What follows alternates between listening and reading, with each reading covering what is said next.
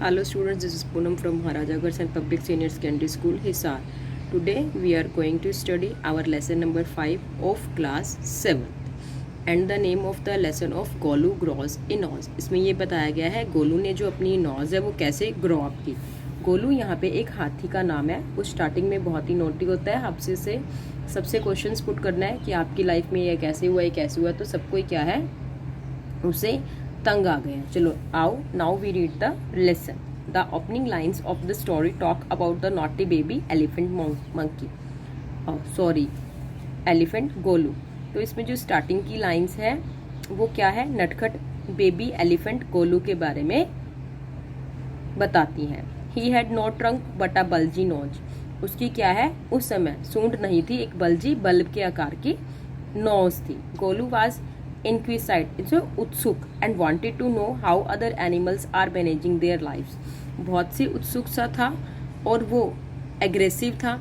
सबसे ये अपने प्रश्नों के उत्तर जानना चाहता था कि वो अपनी लाइफ को मैनेज है किस तरीके से करते हैं।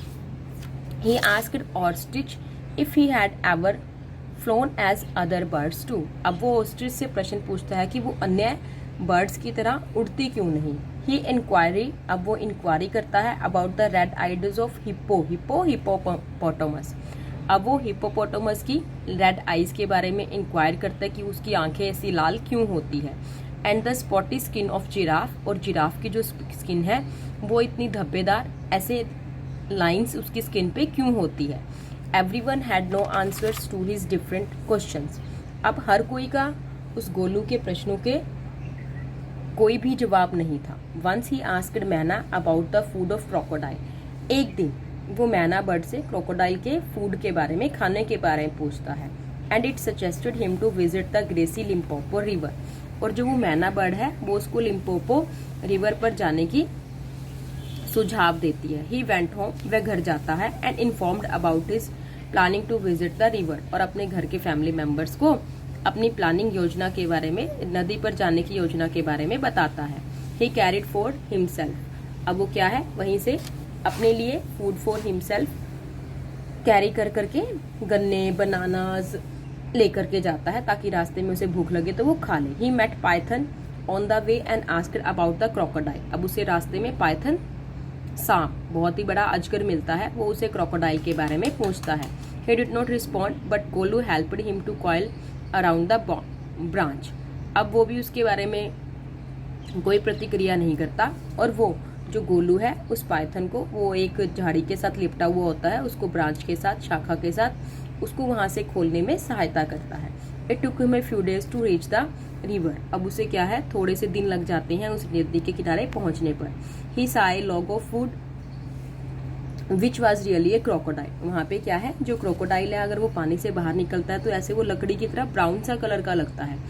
तो उसने सोचा कि ये तो क्या है, लकड़ी है। लेकिन क्रोकोडाइल को अपने आप को ये प्रूफ करने के लिए कि मैं क्रोकोडाइल हूँ, क्रोकोडाइल शेड टीयर्स, वो क्या है, आंसू बहाता है गोलू को ये दिखाने के लिए कि वो वास्तव में ही क्रोकोडाइल है।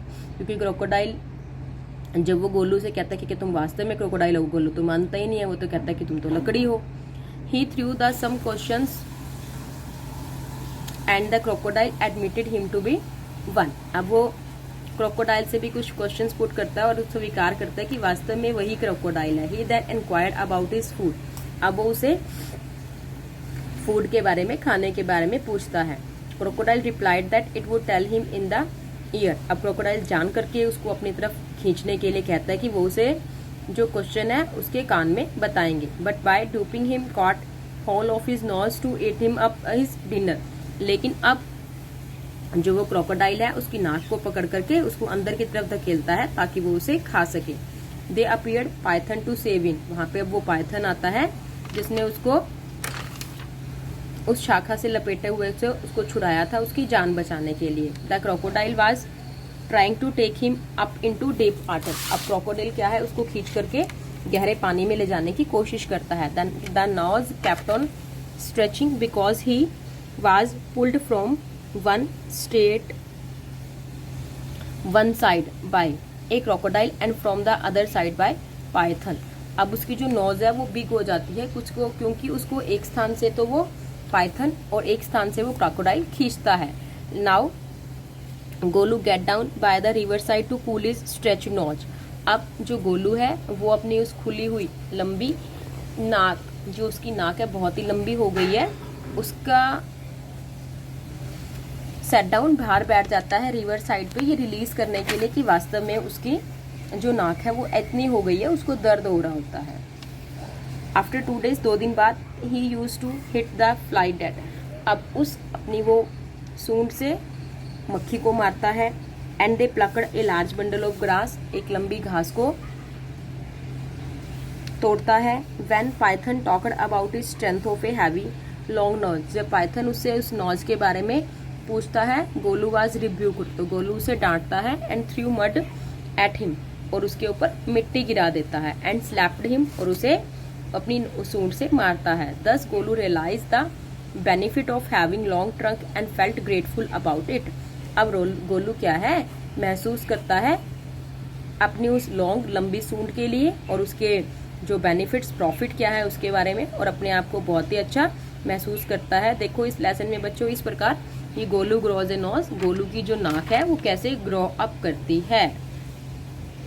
सो स्टूडेंट्स, आपका जो ये इट्स सो हैपन का 5 लेसन थे वो कंप्लीट हो चुके हैं हमारा यहाँ पे ये सिलेबस रिटन राइटिंग का।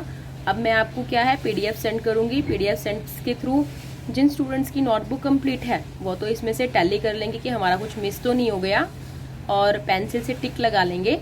और जिनकी पूरी नहीं है, जो ये न्यू स्टूडेंट्स हैं, वो अपनी कॉपी देख करके अच्छे से पूरी कर लेना। So thanks, have a nice day.